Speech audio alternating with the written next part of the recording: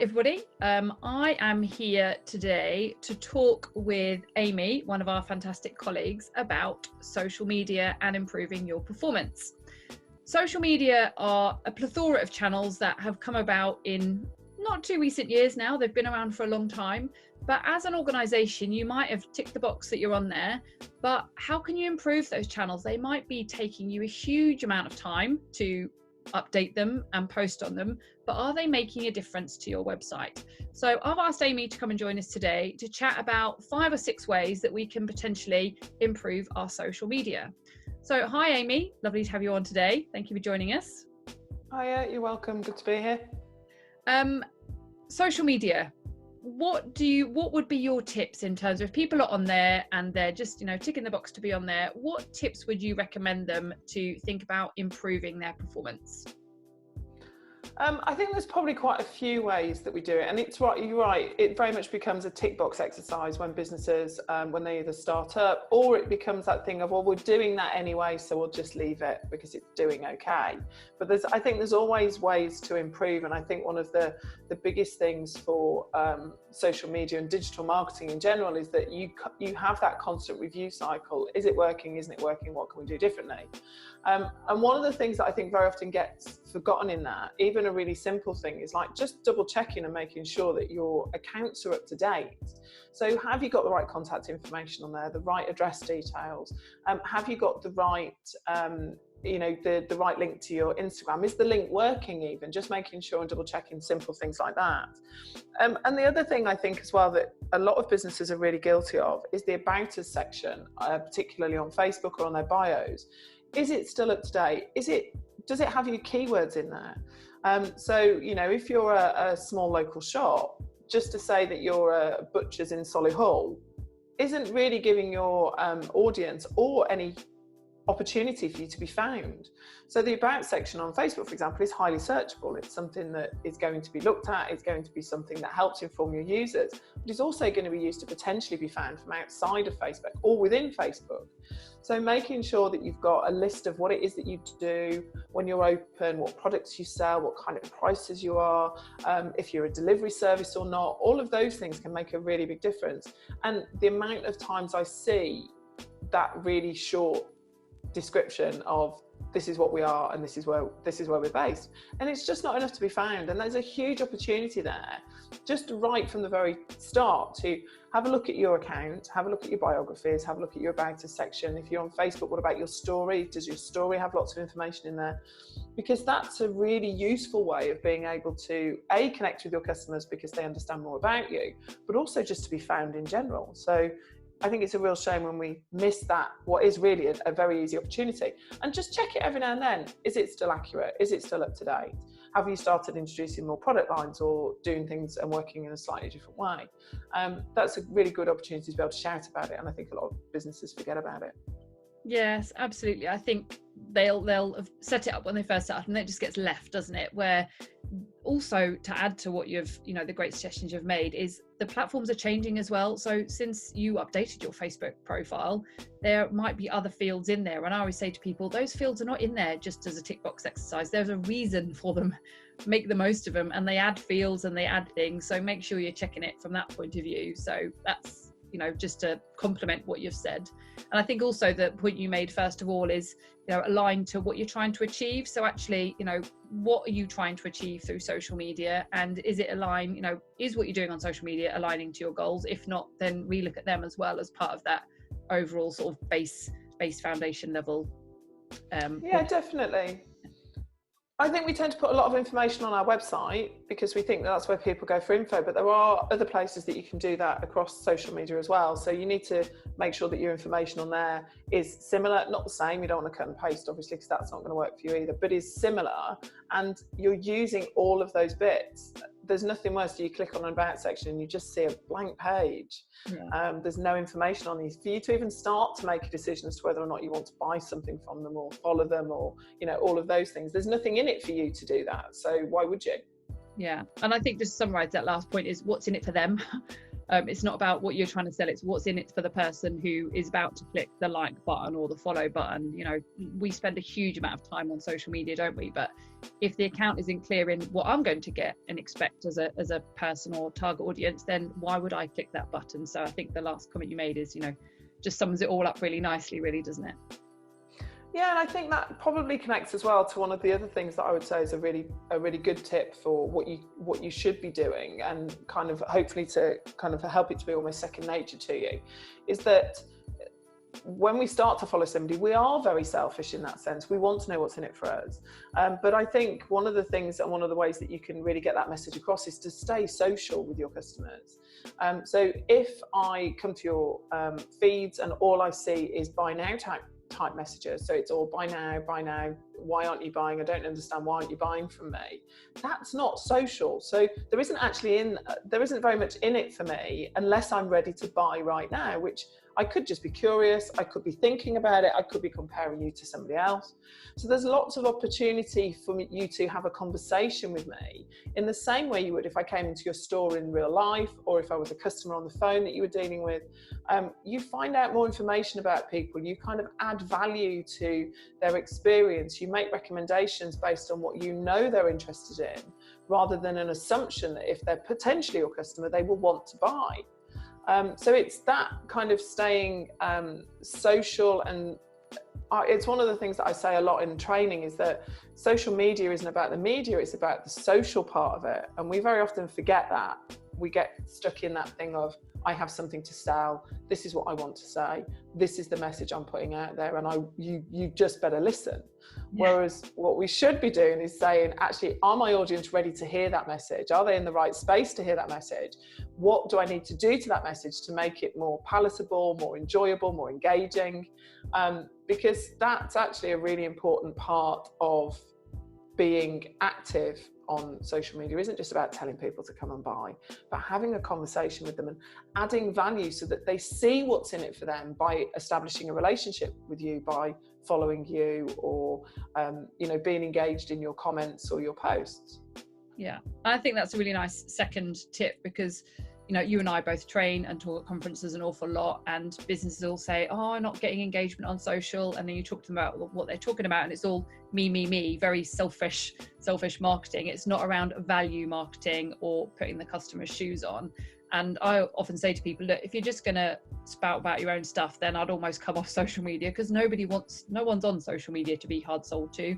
They're on social media to engage and find out more about a brand and get hints and tips. And the example I use a lot is Neal's Yard. I was totally unaware of them, and now through their social targeting and engagement, my makeup bag is full of Neal's Yard stuff. But it's because they get me and I'm their target audience, and they haven't hard sold to me in any shape or form. They've engaged, they've been social, they've been useful, they've educated, inspired and entertained me, and I'm their target audience. So I think that's absolutely a good tip in terms of social media. It's about the social, isn't it? It's not about the media. That's just the tool. And we all hate cold calls, and we all hate being hard sold to on social media just the same.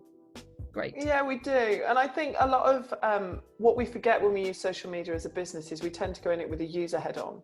So what you forget is that social media was never invented to sell, for you to be able to sell on. It's kind of adapted to that. So you need to really concentrate on that social thing. But I think as part of that as well, which would be another tip for me, is to be regular and consistent with that. Because you have to show up regularly to be noticed and to be seen. You're competing on social media with everybody. You're competing with birthdays, with friends, with current political situations. You're competing with what's happening in the world. You're competing on so many different levels. So you have to show up regularly and consistently to be visible and to be noticed. And when I talk about consistency, I don't mean every Monday, Wednesday and Friday at 9. But if you post 2 or 3 times a week, keep posting 2 or 3 times a week. That consistency shows that you're more valid. And a little bit of that as well, I think, is that quality over quantity kind of thing. So rather than 15 posts that you've just put out because you need to fill a space, actually 2 or 3 that are crafted really well, that engage with your audience, that get them to engage with you and to respond in the way that you want them to, it will make an enormous difference. But you get that through regularity and consistency, and always providing good content so that people know when they see you appear that they're going to enjoy what it is that you share. So you've got to have that consistency running behind you. Yeah. And I think with that, also linked to consistency is, like you've said, don't post Monday, Wednesday and Friday. Post when your audience is most likely to be online. And obviously every company is different. I always say to people, just because your job is Monday to Friday, 9 to 5, doesn't mean that's when you should be posting. I used to work with a motor brand, and the highest level of engagement was actually when Top Gear was on a Sunday night. So that's when I had to be on social media. So it's not when you want to be online, it's consistently when your target audience are most likely to be online, which is different for every organization, isn't it? And also, on different channels as well. So Facebook might be great for one organization, but not for another. Yeah, definitely. And I think that fits in with that whole, I kind of think of the 3 R's really. You've got to be on at the right time, you need to have the right content, and you need to have the right audience. And if your audience isn't there, it's not going to help, because you're going to be so far gone under everything else by the time they come around to being online that you're going to have disappeared. If your content doesn't connect with them, no matter what your message or how good your message is, if they don't want to hear it, they're just going to walk away from you anyway. So you've got to make sure that you've got all of those things in place, which I guess is the hard part of social media, but it's also the beauty of it, because when you get that right, it really works. So it really helps to kind of build that who you are as a person and who you are as a business can be shown through social media. But I think very often as businesses, we kind of go through that tick box thing. I've talked about it on Facebook, I've put it on Instagram, I can walk away again. Yeah. Which I think as well, to be honest with you, is one of the biggest tips for me is to be responsive as well. And I do, obviously, I have a big passion for retail. And within retail, if somebody came into you in your store and said to you, I really like the store, it looks really great, I love the things that you sell, you wouldn't just kind of give them a thumbs up and walk away from them. But in social media, businesses have a tendency to do that, or I'll deal with it later, or, oh yeah, we've got a couple of nice comments, great, we're getting engagement. But actually, again, to come back to that whole thing about staying social, it's about understanding both ways and being responsive both ways. So if somebody asked you a question in store, you wouldn't come back to them 3 days later and expect them to still be there. You would answer that question, or even put them in a holding pattern and say to them, I can't help you with that right now, but I will come back to you in a couple of days. Why don't we do that on social? A lot of businesses don't, and you see these big glaring gaps where somebody's written a really nice recommendation or review and there's no thank you, or no, there's a thumbs up if they're lucky, when actually there's 2 reasons why you should be responsive. One is because the platforms expect you to be responsive. They want you to be there, they want you to be present, they want you to be a part of the community, so it's important for them. But more importantly, it's important for your customers that you're responsive. So if somebody asks you a question, you need to be able to go back. And even if you've just set up an auto reply to let people know that you don't work on Saturdays and Sundays, that's fine, manage their expectations. You'll still get questions asked, but at least you're managing their expectations. But you need to be a part of the conversation. Yeah. If you said hello to somebody every morning, how many mornings would it take of them not responding to you before you stopped saying hello to them? Yeah. 1 or 2 maybe. After that, you just wouldn't be interested. Yeah. And I think just to add to that point, in terms of putting it in a traditional context is a really good example, because people also think about moving the social off social as well. So if talking about customer service and responsiveness, I've had experience with a big retailer, and I dropped them a tweet and they said, oh, you need to ring this number. Well, no, I want the conversation to be on here. This is my space, and I'm happy to take it to DM, but I want the answer to be on here. I don't want to ring somebody. It's the whole putting the customer's shoes on and being on the channel that the customer wants to engage with you on, not where you want to engage on them, which a lot of businesses again struggle with. But it's about putting the customers first again, which isn't always easy. Like you've said, social media is not a 2-minute quick win. If you are just spending 2 minutes on it, then don't bother. Or if you're spending 4 hours and not getting interaction, you're just blowing your own trumpet, then don't bother either. But through the hints and tips that we're sharing today, it does take work, it does take effort. But normally, if you put a lot of right effort in the right channel at the right time with the right people and be responsive, you can get a huge amount of successful business from it, can't you? Yeah, you definitely can.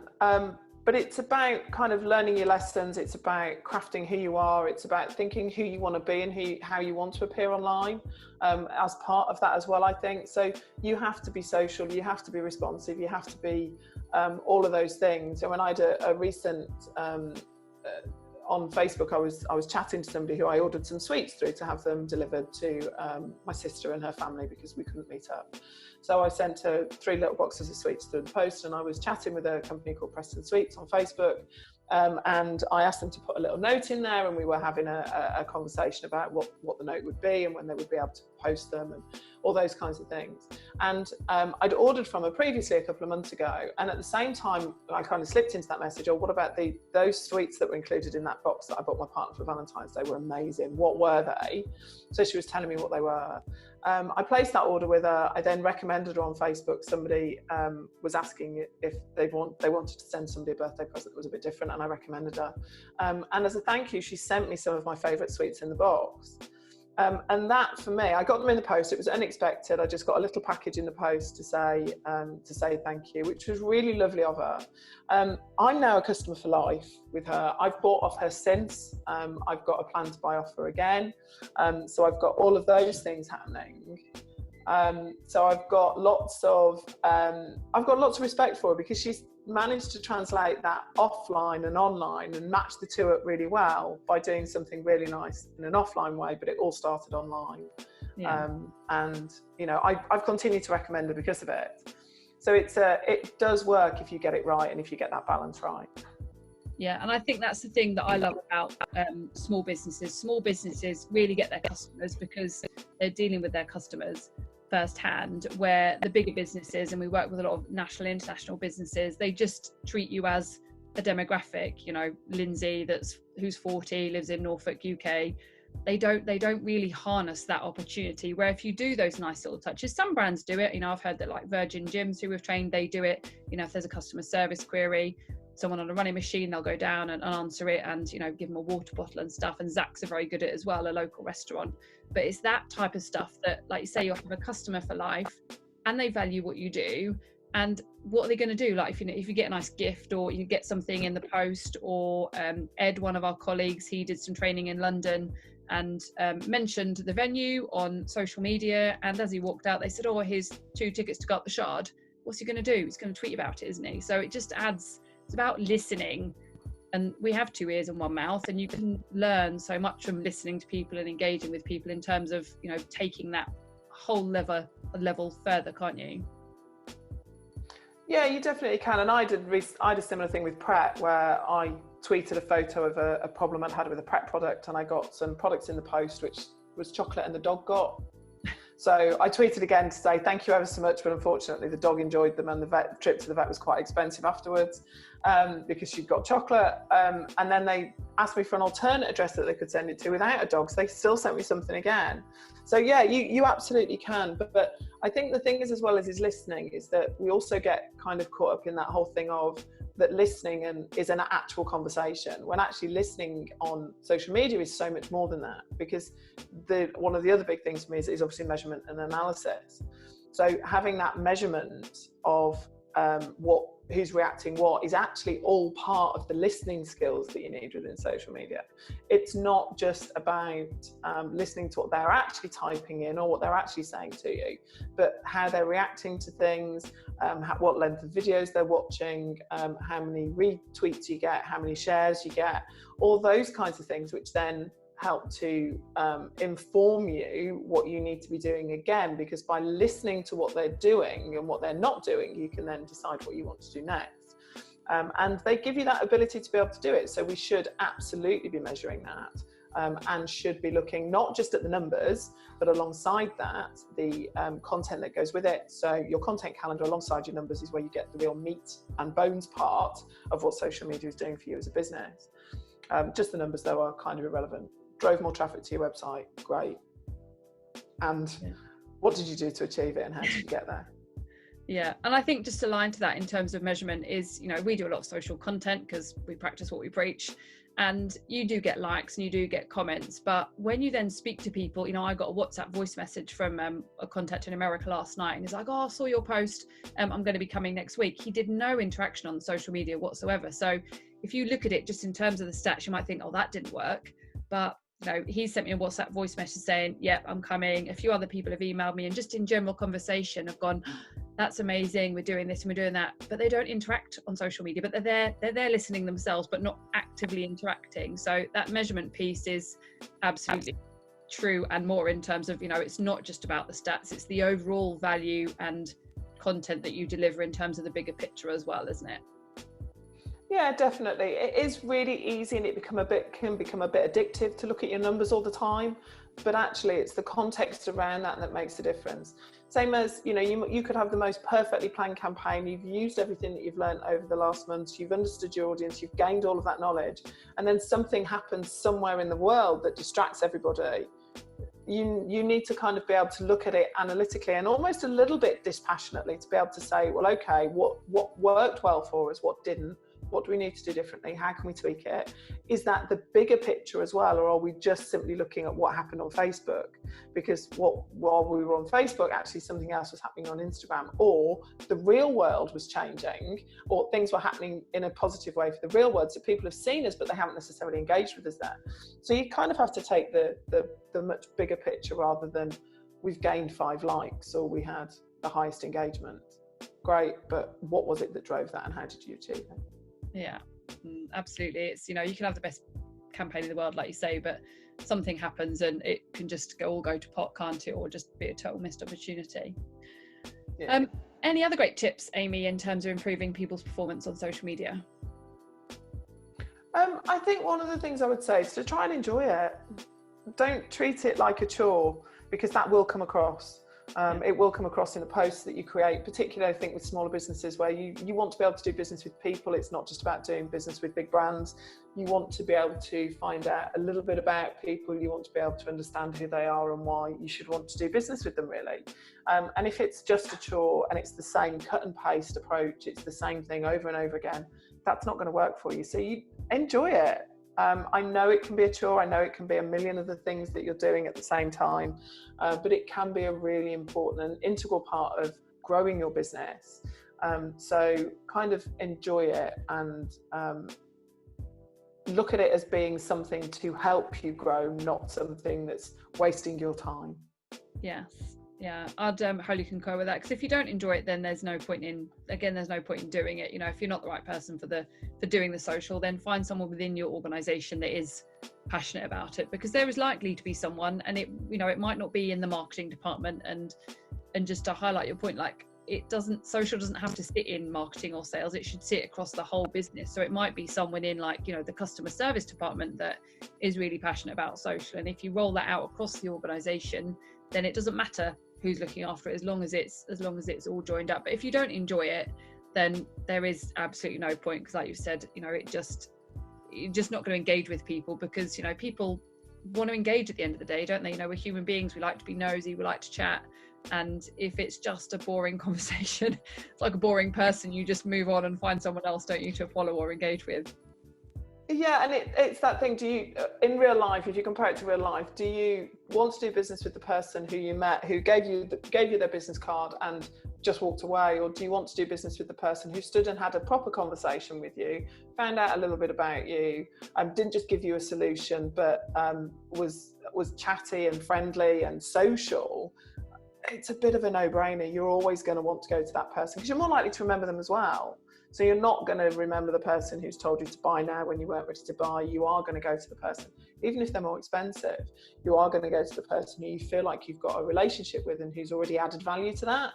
But I think you're absolutely right. If you don't enjoy it, find somebody who does. Even if it's somebody, obviously, you know, if you want to let somebody else do it for you, if it's really not your thing, because that does show. You can see that. Yes. But just to add a caveat to that, sometimes we talk to organisations, they're like, oh, you know, I let my daughter do it because she's good on the socials. If you wouldn't let that person talk to your customers and isn't aligned to your organisation, then don't give it just to the young person in your office, because that can be disastrous as well. So just make sure it's a person that understands the full organization, understands your business inside out, and knows the objectives for the whole organization as well. Just to add that caveat, I don't want, like, we see it all the time and it just as well. Yeah, good point, definitely. And I think they need to understand the mechanisms of social media as well. So it's that, you know, they need to be able to have the voice of the business. That's got to be, they've got to understand you, and they've got to know who you are and what you're trying to achieve. But they also need to understand how that strategy works as well. Because if they don't, you become very scattered. And again, that doesn't work for you. And we know that social media can work. We've seen it for our clients, definitely. So, you know, that's what we want to be able to achieve for all the businesses. Yes, absolutely. It's all summarised at the end of the day, it's adding value.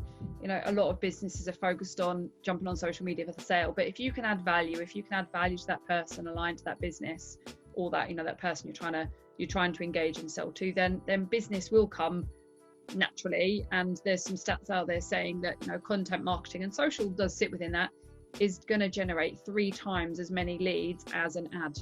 Yes, the ad, if it's a Google ad or if it's a search ad, if that person's intent is huge, then yes, it might convert them.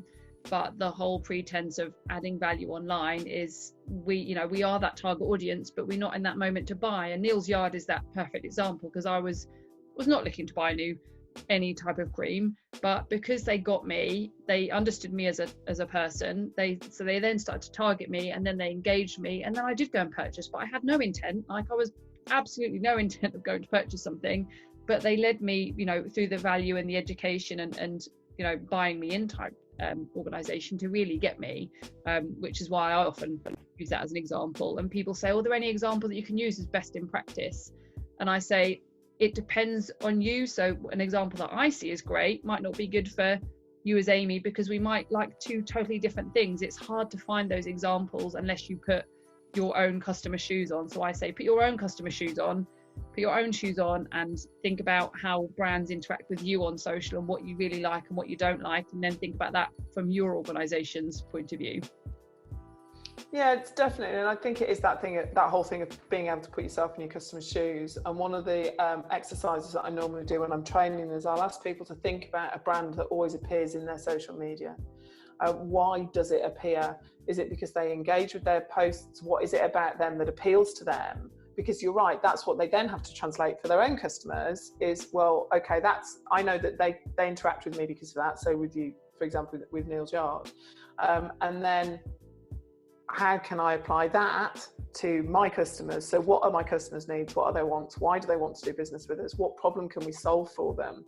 What pinch points do they have? What pressure points have they got that we can create content to be able to help them with that, so that they then want to engage with us? Because it's not about forcing somebody to do that, it's about making them want to. So what's in it for them is fundamentally, I guess, where it comes back round to. But it is that whole thing of understanding who they are, because if you don't understand who they are, how are you going to talk to them? Yeah, absolutely. Fantastic. Okay, any other final tips, Amy? I think that's it really for me. It's that whole thing of enjoy it. If it is a chore, find somebody else who will enjoy it for you, but definitely enjoy it, and don't just see it as an extra thing to do or an extra thing that you can do. See it as being a really valuable tool, because it can work, and we know that it does work.